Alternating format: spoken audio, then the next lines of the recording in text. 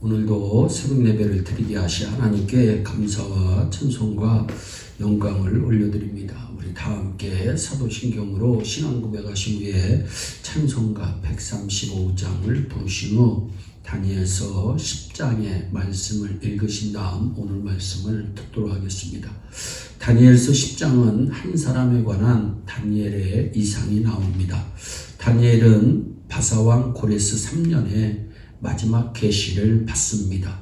이는 기원전 535년경으로 다니엘은 이때 88세가량의 고령에 접어들었을 시기입니다. 그런데 10장 첫머리는 그가 세일이 동안 금식했다고 말씀합니다. 무엇 때문에 고령의 다니엘은 금식하며 슬퍼했을까요? 먼저 그는 9장에서 유대민족이 고난당할 것이라고 하는 사실을 알게 되었는데 이 때문에 새 일해 동안 금식하며 슬퍼합니다.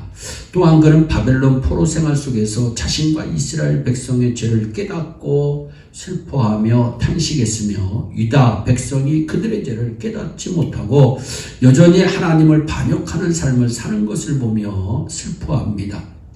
고국으로 돌아간 유대인들의 성전 재건 사업이 적들의 심한 방해로 어려움을 겪는 상황을 보면서 슬퍼하며 다니엘은 금식했습니다.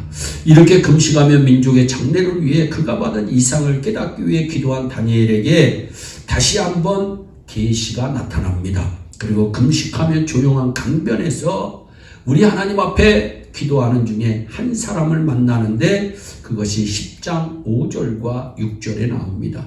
다니엘이 본 한 사람이 누구냐에 대해 신학자들은 영원한 말씀이신 예수 그리스도라는데 의견을 같이 합니다. 이렇게 다니엘은 금식하며 기도할 때에 예수님을 만납니다. 그리고 본문에 말씀된 것처럼 다니엘이 예수 그리스도를 만난 사건은 우리에게 다음과 같은 교훈을 줍니다. 다니엘은 언제 예수님을 만났습니까? 홀로 하나님 앞에 설 때에 예수님을 만났습니다. 매튜 헨리라고 하는 주석자는 이삭이 묵상하기 위해 언덕길을 거닐었던 것처럼 다니엘은 기도하기 위해 힛데겔 강가로 나갔을 것이고 그리고 강가를 거닐며 묵상하다가 그토록 놀라운 환상을 보았을 것이라고 주석했습니다. 다니엘과 같이 한적한 곳에서 하나님 앞에 홀로 설 때 비로소 우리는 자신에게 솔직할 수 있으며 마음의 고통을 온전히 하나님께 아뢰 수가 있습니다.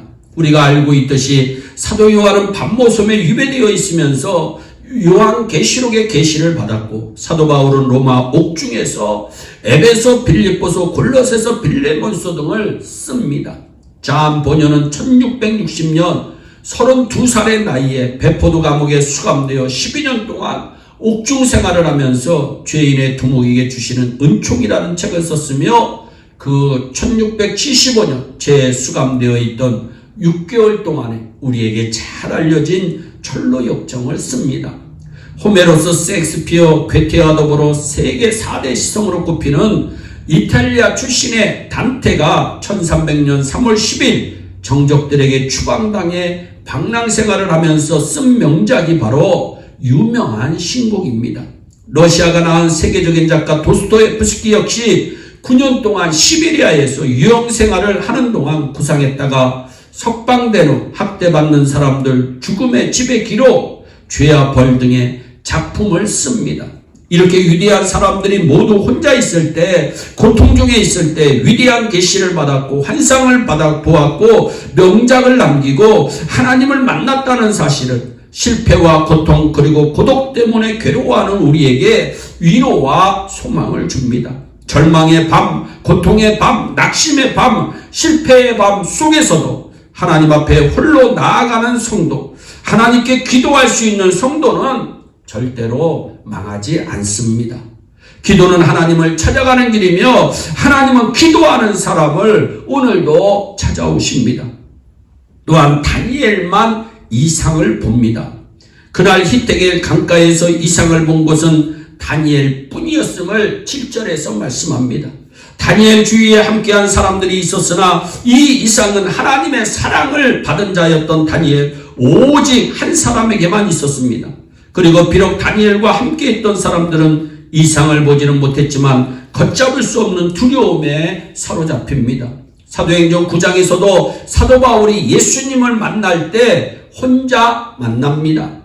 여러분, 우리도 우리에게 말씀하시는 예수 그리스도의 계시를 보고 듣는 성도가 되시기를 예수님의 이름으로 축복합니다. 또한 예수님은 다니엘을 일으켜 세워주셨습니다.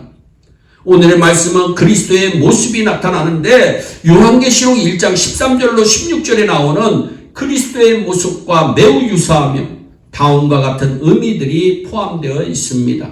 즉 예수 그리스도께서 입으신 세마포 옷은 제사장의 옷입니다. 그리고 허리에 띈 우바스 정금띠는 만왕의 왕에 띄어 그리스도의 봉사정신을 상징하며 그리스도의 왕권을 상징합니다. 몸이 황옥 같음은 영광의 성체며 번갯빛 같은 얼굴은 위엄의 표현으로 그리스도의 빛나는 영광을 말하고 횃불 같은 눈은 인심을 통찰하는 그리스도의 통찰력을 의미하며 녹과 같은 팔과 바른 능력과 공의로운 심판을 의미합니다. 그리고 무리의 소리와 같은 음성은 호령의 권세를 뜻합니다.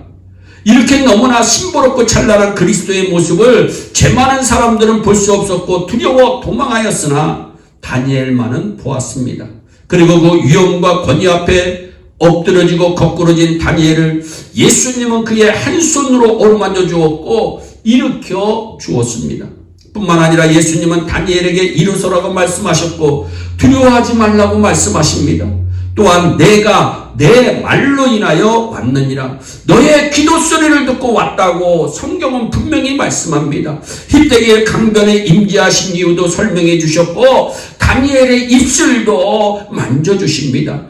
여러분들의 기도하는 입술을 우리 예수님 만져주시는 줄 믿으시기를 바랍니다. 다니엘을 위로하시고 그를 자세히 살피며 골고루 만지시는 그리스도의 모습에는 지극한 사랑의 표현이 나타납니다. 연약한 형편을 잘 아시고 위로하며 격려해 주심을 알 수가 있습니다.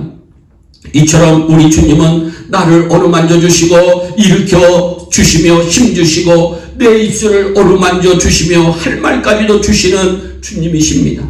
힘과 생기를 주고 강건케 하며 능력을 주시는 주님이심을 17절로부터 19절에 잘 설명하고 있습니다. 한마디로 자상하시고 구체적인 주님이십니다.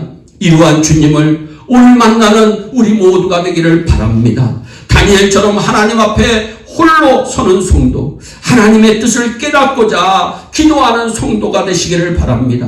다니엘을 만나주신 예수님께서 이제 말씀하십니다. 어떤 재앙이 다가온다고 할지라도 두려워 말라. 환난으로 인해 동요하지 말고 평안하라. 쓰러지지 말고 강건하라. 오늘 이 순간 내가 네 말로 인하여 왔느니라. 너의 기도로 인하여 왔느니라는 주님의 음성을 듣는 성도가 되시기를 예수님의 이름으로 축원합니다. 기도하겠습니다. 사랑의 하나님 아버지, 오늘도 생명의 귀한 말씀을 우리에게 허락하여 주심을 감사합니다.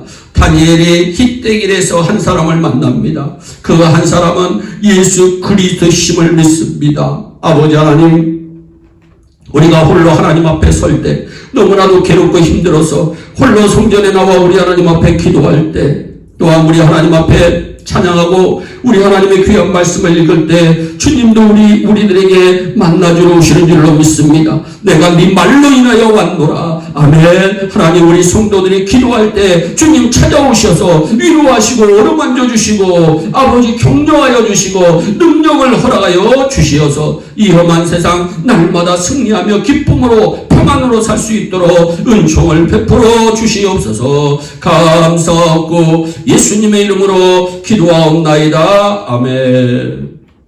우리 다 함께 주기도문으로 예배를 마치시고 각자 개인 기도하신 후에 오늘도 주 안에서 승리하는 복된 하루 되시기를 바랍니다. 감사합니다.